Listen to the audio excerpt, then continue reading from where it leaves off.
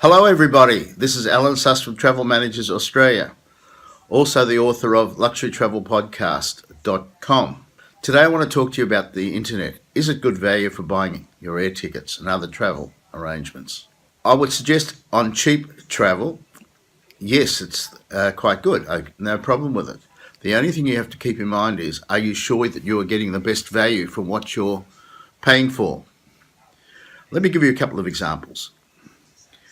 I had a client very recently, in the last few days, who came up with an airfare that required them to include a cruise from Europe to the USA, and they came back with an airfare of $7,600.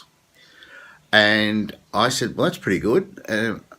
However, let me go and check and see what I can find for you.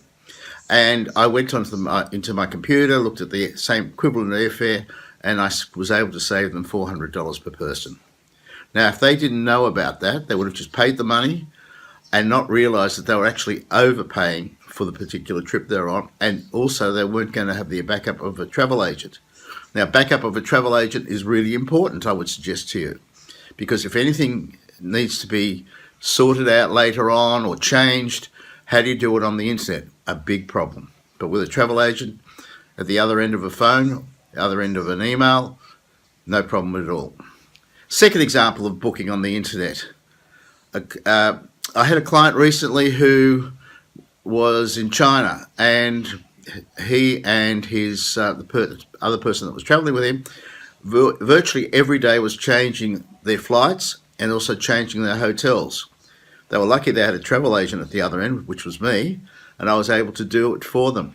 As I pointed out to them, if you had done this on the internet, you would have paid a fortune and driven yourself crazy. And there was no guarantee that you'd be able to make the various changes that you needed. The third example is I was talking just recently to a person who booked their ticket, China Airlines ticket, via Beijing to Spain. And when they got to Beijing, they had a 14-hour layover.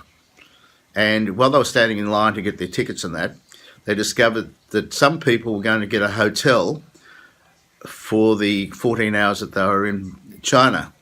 So this person asked for whether they were also able to take advantage and get a room in a hotel room with maybe $200 or more perhaps. And they were told, if you've booked it on the internet, there is no benefit like a hotel room. If you booked it via a travel agent, you would get a hotel room. So, unless you knew all these possible opportunities, you would not know. You would get there, you would sit there for 14 hours, wait for the next flight, or you could be in a comfortable bed, have a shower, relax, have a meal. What would you prefer? So is the internet good value? Sometimes it is, but not always. So don't be taken in or sucked in that booking via the internet is always the best way of doing travel. No, it's not. This is Alan Suss from Travel Managers Australia.